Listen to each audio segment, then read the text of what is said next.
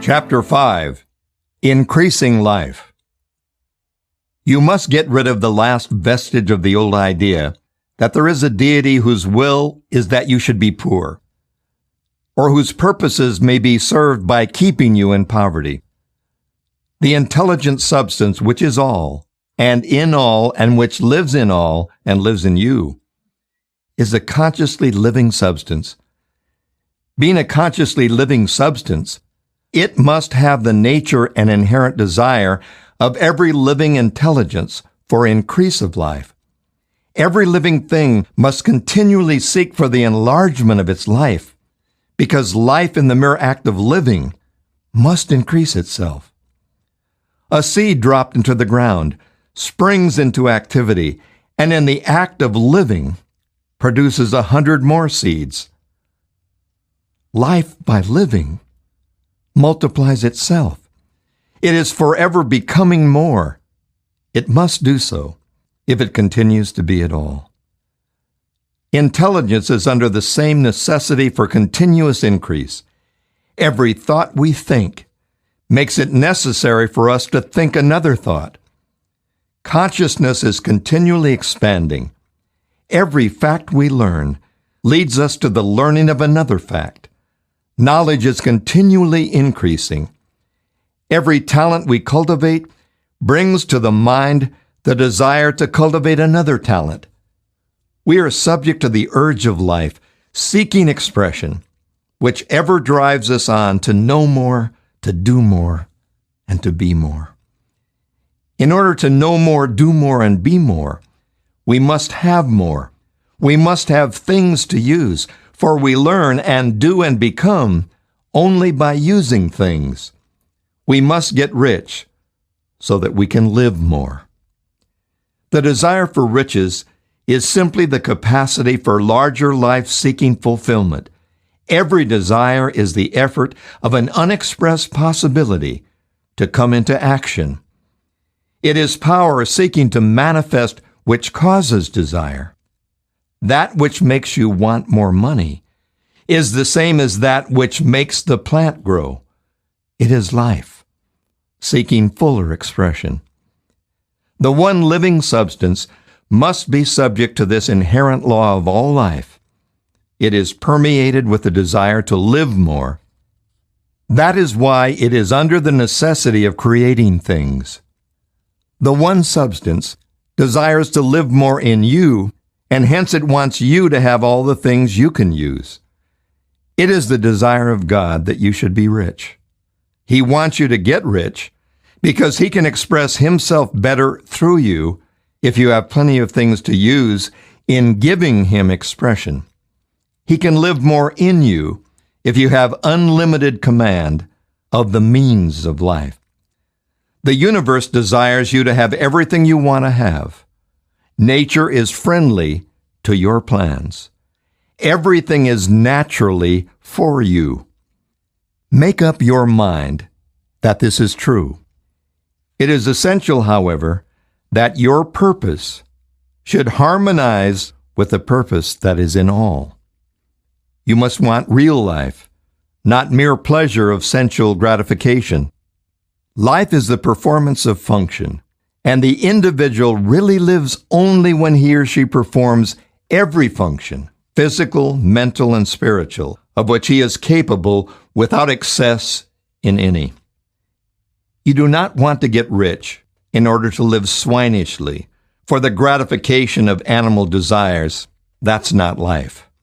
But the performance of every physical function is a part of life, and no one lives completely who denies the impulses of the body a normal and healthful expression. You do not want to get rich solely to enjoy mental pleasures, to get knowledge, to gratify ambition, to outshine others, to be famous. All these are a legitimate part of life. But the man who lives for the pleasures of the intellect alone will only have a partial life, and he will never be satisfied with his lot. You do not want to get rich solely for the good of others, to lose yourself for the salvation of mankind, to experience the joys of philanthropy and sacrifice. The joys of the soul are only a part of life, and they are no better or nobler than any other part.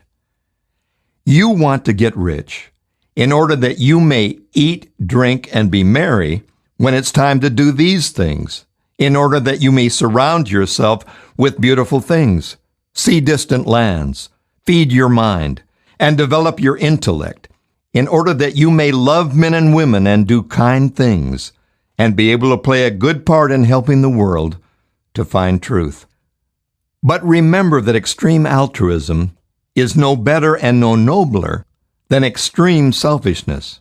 Both are mistakes. Get rid of the idea that God wants you to sacrifice yourself for others, and that you can secure His favor by doing so. God requires nothing of the kind. What He wants is that you should make the most of yourself, for yourself and for others, and you can help others more by making the most of yourself than in any other way. You can make the most of yourself only by getting rich. So it is right and praiseworthy that you should give your first and best thought to the work of acquiring wealth. Remember, however, that the desire of substance is for all, and its movements must be for more life to all. It cannot be made to work for less life to any, because it is equally in all, seeking riches and life. Intelligent substance will make things for you, but it will not take things away from someone else and give them to you. You must get rid of the thought of competition. You are to create, not to compete for what is already created. You do not have to take anything away from anyone. You do not have to drive sharp bargains. You do not have to cheat or to take advantage. You do not need to let any man work for you for less than he earns. You do not have to covet the property of others or to look at it with wishful eyes. No one has anything of which you cannot have the like, and that without taking what he has away from him or her. You are to become a creator, not a competitor. You are going to get what you want, but in such a way that when you get it, every other man will have more than he has now. I'm aware that there are men and women who get a vast amount of money by proceeding in direct opposition to the statements in the paragraph above, and may add a word of explanation here. Men of the plutocratic type who become very rich do so sometimes purely by their extraordinary ability on the plane of competition, and sometimes they unconsciously relate themselves to substance in its great purposes and movements for the general racial upbuilding through industrial evolution. Rockefeller, Carnegie, Morgan et al. Have been the unconscious agents of the supreme in the necessary work of systematizing and organizing productive industry, and in the end, their work will contribute immensely toward increased life for all. Their day is nearly over. They have organized production, and they will soon be succeeded by the agents of the multitude who will organize the machinery of distribution. The multimillionaires are like the monster reptiles of the prehistoric eras. They play a necessary part in the evolutionary process, but the same power which produced them will dispose of them. And it is well to bear in mind that they have never been really rich. A record of the private lives of most of this class will show that they have really been the most abject and wretched of the poor. Riches secured on the competitive plane are never satisfactory and permanent. They are yours today and another's tomorrow. Remember, if you are to become rich in a scientific and certain way, you must rise entirely out of the competitive thought. You must never think for a moment that the supply is limited. Just as soon as you begin to think that all the money is being cornered and controlled by bankers and others, and that you must exert yourself to get laws passed to stop its process, and so on, in that moment, you drop into the competitive mind, and your power to cause creation is gone for the time being. And what is worse, you will probably arrest the creative movements you have already instituted. Know that there are countless millions of dollars worth of gold in the mountains of the earth, not yet brought to light. And know that if there were not, more would be created from thinking substance to supply your needs. Know that the money you need will come, even if it is necessary for 1,000 men to be led to the discovery of new gold mines tomorrow. Never look at the visible supply. Look always at the limitless riches in formless substance, and know that they are coming to you as fast as you can receive and use them. Nobody, by cornering the visible supply, can prevent you from getting what is yours.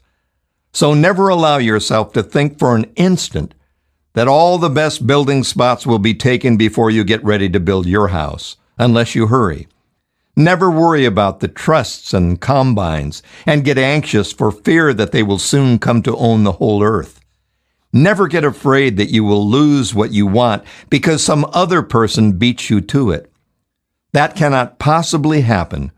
You are not seeking anything that is possessed by anybody else. You are causing what you want to be created from formless substance, and that supply is without limits. Stick to the formulated statement. There is a thinking stuff from which all things are made, and which in its original state permeates, penetrates, and fills the inner spaces of the universe. A thought in this substance produces the thing that is imaged by the thought. We can form things in our thoughts, and by impressing our thoughts upon formless substance, can cause the thing that we think about to be created.